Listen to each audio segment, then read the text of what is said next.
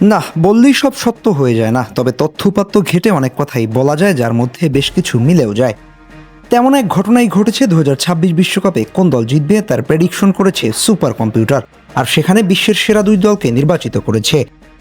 America মহাদেশ থেকে America আর Europe থেকে এমন এক দলকে নির্বাচন করেছে যারা গেল দুই বিশ্বকাপে ফাইনালও খেলতে পারেনি। সুপার কম্পিউটারের করা প্রেডিকশন নিয়ে বিস্তারিত থাকছে প্রতিবেদনে। লিওনেল মেসি প্রস্তুতি নিচ্ছেন বিশ্বকাপ খেলার জন্য। নেইমার সহ বেশিরভাগ তারকারই এটি শেষ বিশ্বকাপ, তাই তাদেরকে নিয়ে আলোচনাও হচ্ছে জোর কে হবে বিশ্ব চ্যাম্পিয়ন, লিওনেল মেসি নাকি নেইমার জুনিয়র নাকি হালের তারকা লামিন ইয়ামাল। সবাইকে নিয়ে বেশ আলোচনা চলছে, আর এই টপিকে সবচেয়ে বড় অংশ দখল করে রেখেছে সুপার কম্পিউটার। তথ্য ঘেটে প্রেডিকশন করা এই যন্ত্রটি 2026 বিশ্বকাপ চ্যাম্পিয়নের কথা জানিয়েছে।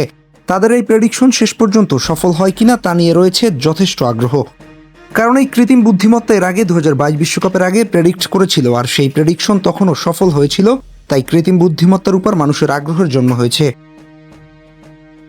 তারকাদের বিদায়ী বিশ্বকাপটা কে জয় করবে তা জানতে কিউরিওসিটি যোগ হওয়া স্বাভাবিক বটে, তবে বিশ্বকাপের প্রায় এক বছর আগে বলা কঠিন হলেও গত হওয়া ম্যাচগুলোর তথ্য উপাত্ত ঘেটে চ্যাটজিপিটি বেশ কয়েকটি সিদ্ধান্তে উপনীত হয়েছে। আর তার মধ্যে একটি সিদ্ধান্ত হলো এই বিশ্বকাপ জিততে পারে এমন একটা দল যারা এর আগে 3বার বিশ্বকাপ জিতেছে।